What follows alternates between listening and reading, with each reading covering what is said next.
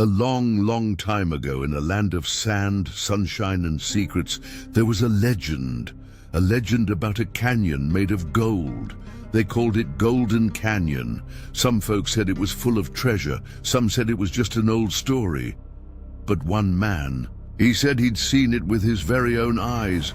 "The gold is real," cried old Adams, wobbling around town with his giant floppy hat and a beard full of peanut shells. "I saw it when I was a young scout, yes, sir." Most people just chuckled and shook their heads, except for one man, Mack the explorer, brave, kind, and always ready for adventure. One day Mack was riding through the dusty desert when, poof, a swirl of wind kicked up sand and feathers. Out stepped a mysterious figure, wrapped in robes and paint. It was Chief Prairie Wind, a magical Apache spirit. "Follow the stars," the chief whispered, giving Mack a glowing stone map. "But beware, the canyon gives only to the pure of heart." And just like that, he vanished into the desert breeze. But Mack didn't have long to wonder, because suddenly, kapow! Outlaws leapt from behind the rocks. Leading them was a sneaky fellow named Johnny Colorado. He wore shiny boots and a big old grin. "Hand over that map, Mack," Johnny said. "I'm gonna find that gold and dance my way to Paris." But Mack, being clever, tossed the map into the fire. "Oops," he said, "guess we're all out of luck." But what Johnny didn't know is that Mack had already memorized the map. Later, Johnny's gang came across a smart and spunky girl named Inga. She was working on a puzzle box her father gave her, and guess what? It held the other half of the map. Johnny made her come along on the treasure hunt. He also captured Mack, hoping to force him to lead the way. Their team was a strange bunch: a sleepy cook named Snacks, a tough girl named Heshka, who used to be Mack's friend, and two animal pals, Hattie the coyote and Heska the eagle, who followed from the shadows. At night, Mack and Inga sat by the fire, talking about the treasure.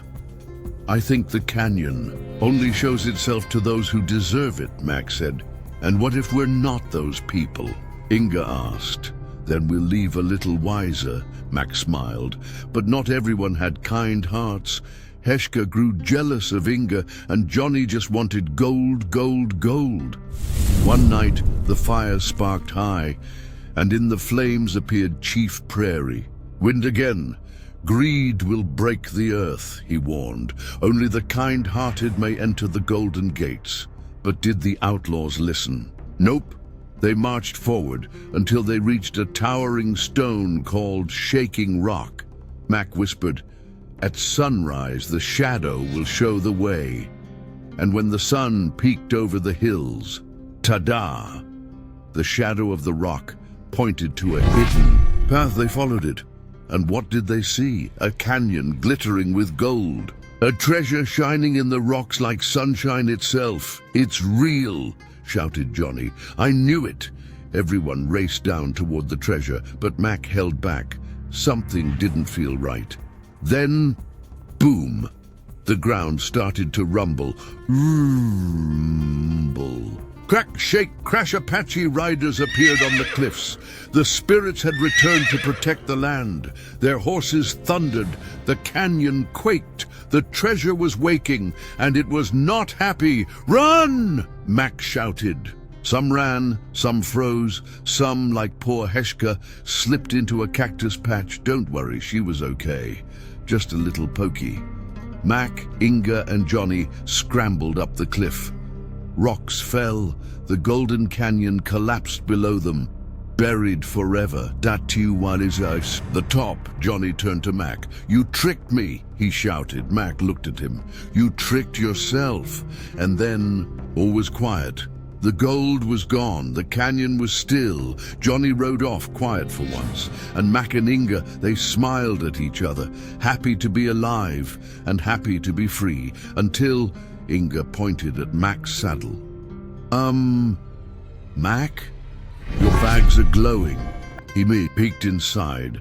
And guess what? A few golden nuggets were nestled in the bottom. Maybe a reward, maybe a gift from the spirits, maybe just a little desert magic.